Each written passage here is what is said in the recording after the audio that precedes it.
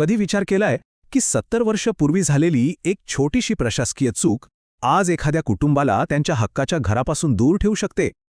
1947च्या फाळणीपासून सुरू झालेली ही कहाणी आता एका महत्त्वाच्या वळणावर आली आहे, जिथे सरकार ती ऐतिहासिक चूक दुरुस्त करत आहे.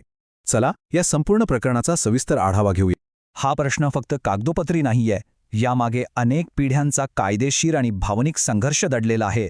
यातून एक गोष्ट स्पष्ट दिसते की शाहीचा एक चुकीचा थेंब लोकांच्या आयुष्यात किती मोठे अडथळे निर्माण करू शकतो. तर आजच्या या विश्लेषणात आपण याच मुद्द्यांवर नजर टाकणार आहोत. फाळणीनंतर दिलेल्या आश्वासनापासून ते त्या सरकारी निर्णयापर्यंत, ज्याने ही 70 वर्षांपासून चालत आलेली चूक दुरुस्त करण्याचा मार्ग मोकळा केला. चला तर मग थोडं इतिहासात मागे जाऊया.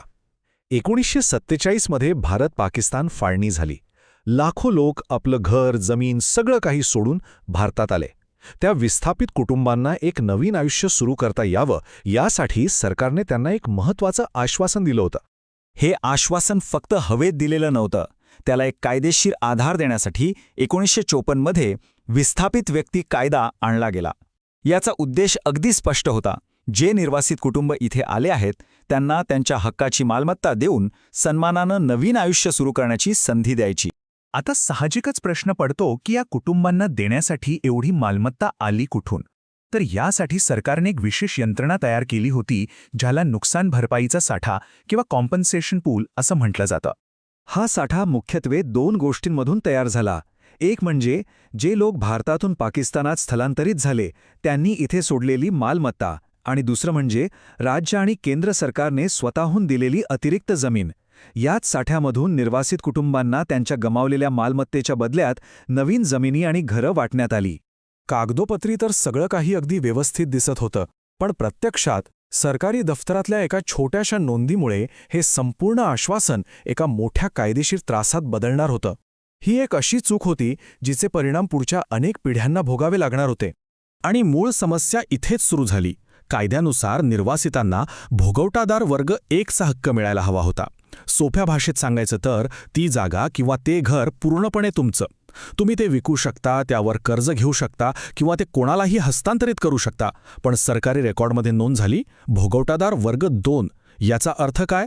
तर घर जरी तुमचं असलं तरी त्याची मालकी प्रतिबंधित आहे. प्रत्येक लहान मोठ्या व्यवहारासाठी तुम्हाला सरकारी परवानगीची गरज लागणार, म्हणजे मालक असूनही नसल्यासारखंच. ह्या एका चुकीचा परिणाम काय झाला? तर लोकांना स्वतःच्या हक्काच्या घरावर कर्ज मिळणं अवघड झालं. अडचणीच्या वेळी मालमत्ता विकता येईना. प्रत्येक कामासाठी सरकारी कार्यालयांच्या पायऱ्या झिजवाव्या लागत होत्या.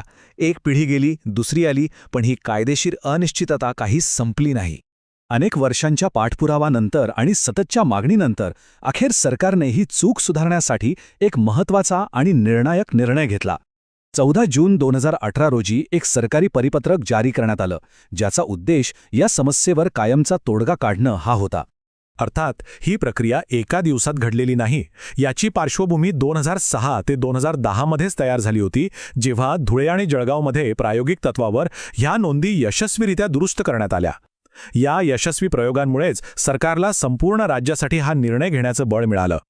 आणि हा बदल आपोआप घडलेला नाही. खुद्द सरकारी परिपत्रकातच हे मान्य करण्यात आलं आहे की सामान्य नागरिक आणि त्यांच्या प्रतिनिधींनी केलेल्या सततच्या पाठपुराव्यामुळे सरकारला हा निर्णय घ्यावा लागला. हे खरं तर लोकशाहीचं एक उत्तम उदाहरण आहे.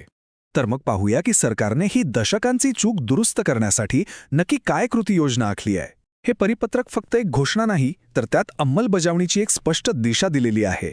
सरकारने यासाठी एक अतिशय ठोस कृती आराखडा तयार केला आहे.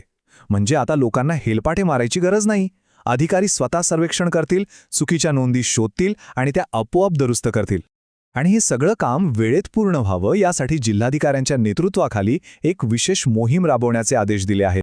आता ही केवळ एक प्रशासकीय दुरुस्ती नाही. ह्या निर्णयाचा हजारो कुटुंबांच्या जीवनावर खूप मोठा आणि सकारात्मक परिणाम होणार आहे. या निर्णयाचं महत्त्व अनेक स्तरांवर आहे. हा निर्णय किती मोठा आहे याचा अंदाज या एका आकडेवरून येतो. महाराष्ट्रातील जवळपास 30 निर्वासित वसाहतींमधल्या हजारो कुटुंबांना याचा थेट फायदा होणार आहे. या एका आकडेवरूनच या समस्येची व्याप्ती लक्षात येते. थोडक्यात सांगायचं झालं तर या एका निर्णयाने हजारो कुटुंबांना कायदेशीर सुरक्षा दिली आहे, त्यांचे मालमत्तेचे हक्क खऱ्या अर्थाने प्रस्थापित केले आहेत आणि सर्वात महत्त्वाचं म्हणजे 7 दशकांपूर्वी दिलेलं एक वचन अखेर पूर्ण केलं आहे. हा निर्णय नक्कीच कौतुकास्पद आहे, पण तो एक मोठा प्रश्नही मागे सोडून जातो.